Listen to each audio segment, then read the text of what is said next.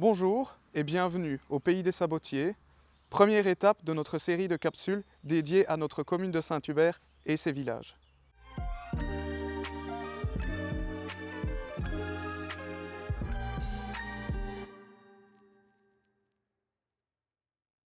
Awen fait partie de la commune de Saint-Hubert depuis 1977, année de la fusion des communes.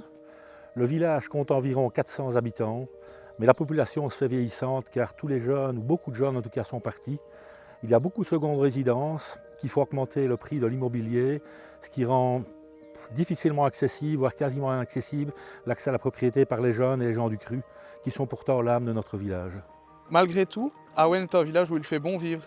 Quelques associations subsistent et organisent des activités qui permettent une vie dans le village, ainsi que des rencontres conviviales entre habitants.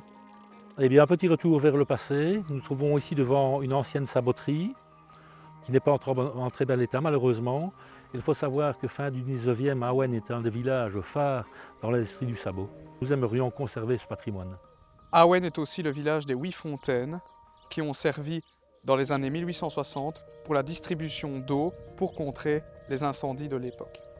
Voici devant la salle de village qui, comme vous le voyez, est en cours de rénovation. Nous estimons qu'une grosse rénovation était nécessaire, mais le prix engagé est exorbitant, plus d'1 million d'euros. Nous trouvons cela déraisonnable et signe d'une mauvaise gestion de l'argent public. Il est à espérer que cette salle soit accessible à tous, à des prix abordables et de façon équitable à l'avenir, et aussi que les jeunes y aient accès, car aujourd'hui la jeunesse d'Awen n'a aucun local à sa disposition. Nous aurions aimé que ces dépenses soient affectées en partie à d'autres travaux. L'état des routes est lamentable. Nos fontaines, richesses de notre patrimoine, sont dans un état peu glorieux et méritent un meilleur entretien. La majorité actuelle a apparemment d'autres priorités.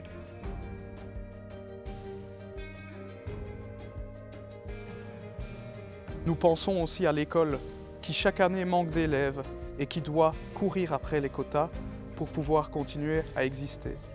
Pour nous, la jeunesse est primordiale. Elle doit pouvoir rester, mais surtout s'épanouir chez nous. Nous nous y engageons.